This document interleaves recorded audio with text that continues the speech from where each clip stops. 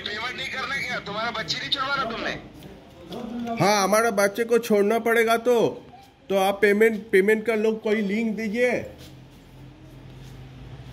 क्या दीजिए? पेमेंट करने का कोई लिंक दीजिए। तो तुम्हें अकाउंट नंबर दिया नहीं था मैंने? ना, आपका अकाउंट नंबर तो दिया था, कोई लिंक तो नहीं दिया, तो मैंने दूसरे बार कॉल किया। हाँ। बच्ची कहाँ है? अरे हमारे पास ही है। बच्ची को छोड़ दीजिए साहब। क्या छोड़ दीजिए? कैसे छोड़ दीजिए? যেটা এলো যে আপনার মেয়ে এরকম মাদক পাচারে যুক্ত হয়ে গেছে, এই হয়ে গেছে, আমরা অ্যারেস্ট করছি এইরকমভাবে ফোন এলো, আপনি ইমিডিয়েট টাকা পাঠান, কাউকে কিছু জানাবেন না। কলটা হোয়াটসঅ্যাপে একটা মানে পুলিশের অফিসারের ছবি দেওয়া কল।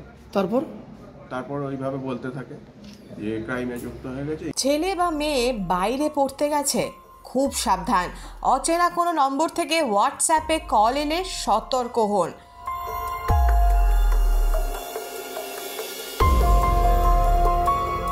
সন্তান কোনো অপরাধের সঙ্গে জড়িয়ে গিয়েছে এবং পুলিশের হেফাজতে আছে, এই কথা শুনে বিচলিত হয়ে পড়বেন না।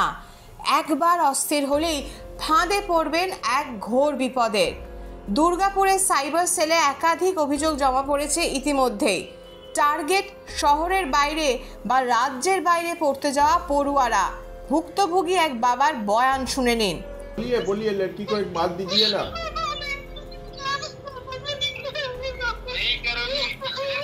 अरे उनको छोड़ दीजिए सर। नंबर लिखो, उसमें पेमेंट कर दो तो छोड़ देंगे, ठीक है ना? अभी भी हम इसके ऊपर नया दिल बन के बैठे हैं हम लोग। ठीक है, नंबर दीजिए। এই দেখুন, শুনুন, মেয়ের গলা তো বুঝতেই পারলাম, আর বললো বাইরে পড়ে, এই দেখুন এই জায়গায় পড়ে, এই সব করলো, করার পরে আমি সব বললো কল অন করে রাখুন, টাকা পাঠান। তারপরে আমার ফেক মনে হলো, কিন্তু দেখুন মেয়ের গলা আবার দুবার শোনালো, তখন তো বাবা হিসাবে একটুখানি কনফিউজ হয়ে গেল। আপনার কীরকম ধরনের ফোন আসে? ফোনটা যেটা এলো যে আপনার মেয়ে এরকম মাদক পাচারে যুক্ত হয়ে গেছে, এই হয়ে গেছে, আমরা অ্যারেস্ট করছি, এইরকমভাবে ফোন এলো, আপনি ইমিডিয়েট টাকা পাঠান, কাউকে কিছু জানাবেন না। মানে এই যে কলটা আসে, এটা কি হোয়াটসঅ্যাপে আসে নাকি ফোনে? হোয়াটসঅ্যাপ কল আসে। WhatsApp call? সেখানে কার কল আসে এটা? কলটা হোয়াটসঅ্যাপে একটা মানে পুলিশের অফিসারের ছবি দেওয়া কল। তারপর ওইভাবে বলতে থাকে যে ক্রাইমে যুক্ত হয়ে গেছে, ইমিডিয়েট এইটা ফাইন করছি আমরা, মানে বলছে একটু ফাইন করছি, অন স্পট ছেড়ে দেবো।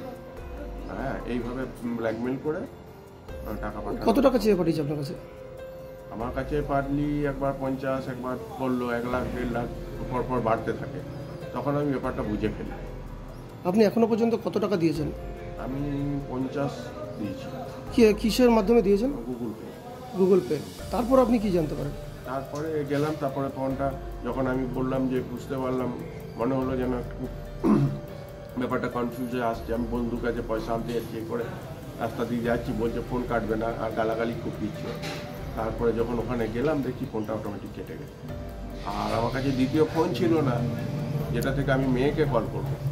আচ্ছা, আপনাকে যে টাকাটা দিচ্ছিলেন, এটা কেন দিলেন টাকাটা? আপনি টাকাটা ওই যে বললো যে আপনার অন স্পট ফাইন করছি, ছেড়ে দিচ্ছি, তাহলে কিন্তু এটা ক্রাইমে আমি পাঠিয়ে দিই। 2:37 নাগাদ একটি ফোন আসে। কবে সেটা? 12 তারিখ হচ্ছে আজকে মঙ্গলবার। 2:37 নাগাদ একটি ফোন আসে।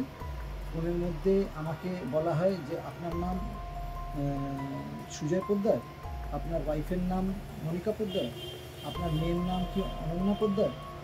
তো আমি বলছি, আমি সবগুলোতেই হ্যাঁ করে গেছি। তো আপনার মেয়ে কি বাইরে কলেজে পড়ে? ঠিক আছে, আমি বললাম হ্যাঁ। নিয়ে যখন আমাকে বললো যে আপনার মেয়ে একটা টাইমে কলেজের বাইরে রাস্তার উপরে ড্রাগ বিক্রি করতে ধরা পড়েছে, আমরা ওকে ধরে রেখেছি, এই নিন আপনার মেয়ের আওয়াজটা শুনুন।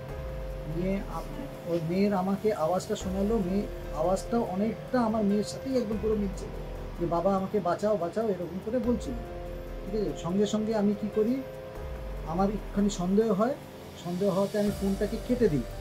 আমি সঙ্গে আমার মেয়েকে ফোন করি। আমার মেয়েকে ফোন করাতে আমি তখন দেখলাম যে আমার মেয়ে হোস্টেলের রুমেই আছে। তখন আমি নিশ্চিন্ত হয়ে গেলাম যে এটা ফেক কল। তখন আমি পরবর্তীকালে ওই নাম্বারটা দিয়ে ওরা রাকেশ পাটিল SHO বলে একজন ফোন করেছিল বলে আমাকে জানিয়েছিল।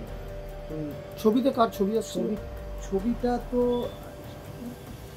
আমি ঠিক প্রেস করতে পারি না, রাকেশ পাটিল ওই ছবিটাতেই দেখাচ্ছিল আর কি। রাকেশ পাটিল নাম, পুলিশের ছবি ছিল, ঠিক আছে, অনেক স্টার লাগানো ছিল, পুলিশের ছবি ছিল। ও নিজেকে SHO বলছিলেন, ঠিক আছে, SHO বলছিলেন। আর তারপরে আমাকে আমি তো ফোনটাকে ডিসকানেক্ট করে দিয়ে আমার মেয়েকে ফোন করি। তারপরে আমি মেয়ের হোস্টেলে ওয়ার্ডেনকে জানানোর পর তার ওখানে প্রফেসরকেও ফোন করি। ওনারা বলেন আপনি একটা ডায়েরি করে দিন। আমি মেলে ADGP আসানসোল পুলিশ কমিশনারকে একটা মেল করে সমস্ত বিস্তারিত আমি জানিয়েছি। তারপর কি জানতে পারেন? তারপরে আমাকে ক্রাইম ব্রাঞ্চ থেকে ওখান থেকে কালকে ফোন করেছিল বিকেলবেলা যে আপনার কী অসুবিধা হয়েছিল, আমি সমস্ত ঘটনাটাই বলি, ঠিক আছে। ওনারা বলে ঠিক আছে, আমরা নোট করে নিলাম এই কথা। এটা কি শুধু আপনার কাছে এসেছে না বহু মানুষ এইভাবে প্রতারিত হচ্ছে? এটা তো আমি পরে খবর পেলাম নাকি এরকম বহু মানুষের প্রতারিত হচ্ছে এইভাবে, ঠিক আছে। তারপরে আমার কাছে আর একটা হোয়াটসঅ্যাপ কলও আমাদের গ্রুপে এসেছিল যে তারও কাছেও নাকি এরকম ফোন গিয়েছিল, ঠিক আছে। তো এরকম যখন আমি যদি ফোনটা আমি ধরে রাখতাম, এটা আমার মেয়ে যখন বাইরে পড়ছে, এটা একটা বিশেষ করে একটা খুব আতঙ্কের ব্যাপার, ঠিক আছে। কেননা হঠাৎ করে এরকম একটা ফোন আসবে, আতঙ্কে রয়েছেন। আমি মানে সঙ্গে সঙ্গে তখন তো সেই দিনটা তো আমার মানে কোনো কাজই আমি আর করতে পারলাম না সুস্থভাবে। এই সময় ডিজিটাল।